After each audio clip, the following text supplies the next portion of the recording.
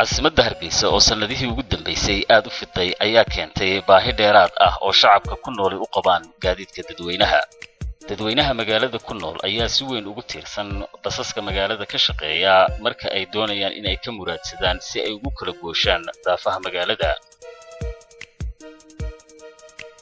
basaska maanta ka shaqeeya magaalada Hargeysa tiradoodu waxa ay ku dhowdahay 1500 oo bas, waxaanay isugu jiraan laba nooc oo kala ah, kuwa yaryar oo loo yaqaano caasi iyo kuwa dhaadheer oo markiiba qaadi kara 25 ilaa 30 qof inta u dhaxaysa.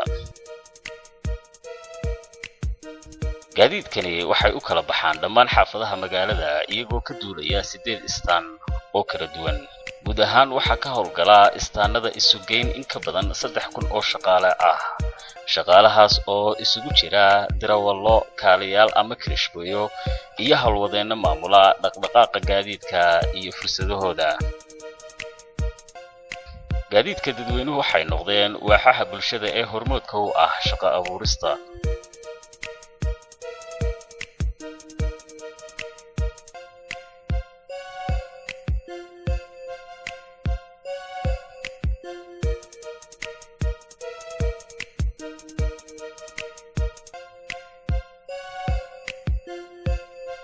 basaska waxaan ku soo biiray 1993 daadadii markaa iyadoo ay ahayd 14 jir.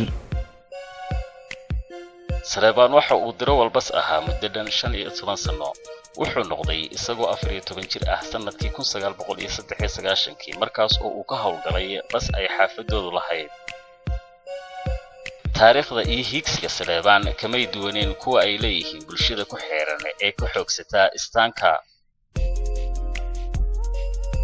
inkastoo adeega ay bixiyaan shaqaalaha gaadiidka dadweynuhu ay ugu jirto bulshada halbowle, haddana waxaa jirta astaamo gaar ah oo ay shacabku ku qeexaan darawallada iyo kirishbooyada basaska.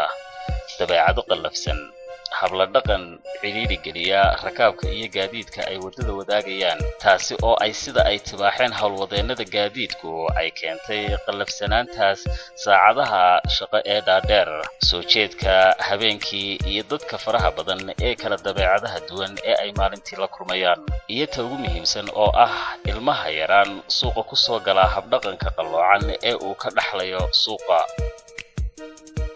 Saleebaan kala mid ayuu ahaa habnololeedka dhalinyarada dhigiisa ah ee ay isku xirfada ahaayeen. jadwalkiisa maalinimo waxa uu u qaybsanaa waqti uu wada socdo, mar uu fadhiyo maqaaxiyaha istaanka iyo habeenkii oo ilaa saacado dambe qeylo. waxa uu kaga tagay waxbarasho dugsi hoose dhexe markii dagaalkii 1988 uu bilaabmay.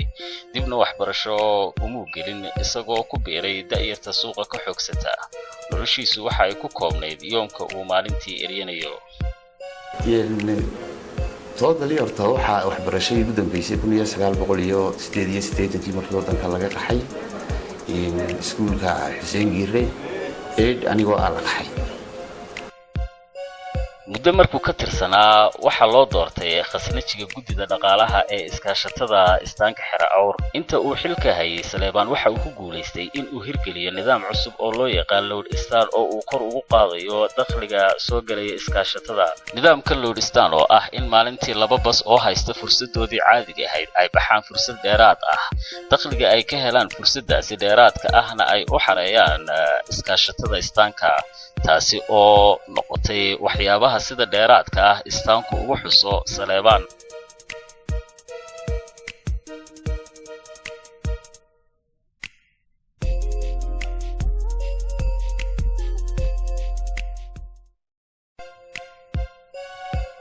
sanadkii 2006 waxaa dalka timid oo ka furatay xarun jaamacadeed Admas oo laga leeyahay dalka Itoobiya. baahida waxbarasho sare ee ardayda dalka ayaa saaciday jaamacadda. arday aad u tiro badan ayaa markiiba ku soo biirtay fasalada bilowga ahaa. tirada shaqaalaha iyo macallimiinta ka howlgala jaamacadda ayaa markiiba korodhay. horaantii sanadkii 2007 Saleebaan waxa uu ku soo biiray shaqaalaha Admas, waxaanu darawal ka noqday bas caasi ah oo ay jaamacaddu iibsatay. Saleebaan shaqaalihii ugu horeeyay ee jaamacadda markii la aasaasay 2006 la qaatay ayuu ka mid ahaa. waxaana lagu qaatay shaqo darawalnimo. Saleebaan oo hore u soo shaqayn jiray saacado dhaadheer markiiba shaqadiisii iyo jawigii cusbaa ee uu soo galay si yar oo fudud ayuu ula qabsaday. Shaqaalihii iyo macallimiintii jaamacadda markiiba way isfahmeen. muddo bila ah markuu ka tirsanaa jaamacadda Saleebaan waxa u baxday oo uu fahmay mugga aqooneed ee ardayda dhigata jaamacadda waxaana u baxday himilada ah in laftiisu isku dayi karo oo uu kaabi karo waqtigii uu dayacay.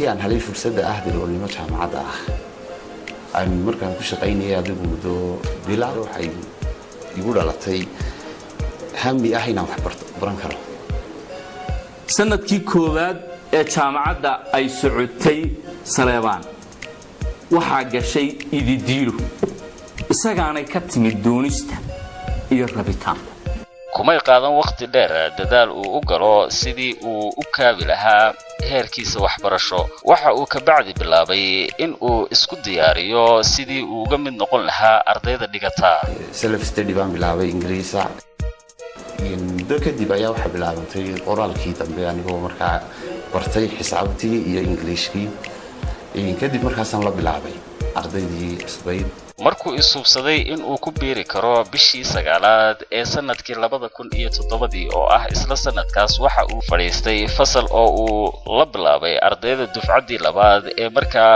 la qaadanayay waxaanu ku biiray kuuliyadda xisaabaadka ama accountingka jaamacadda wuxuu Saleebaan ku biiray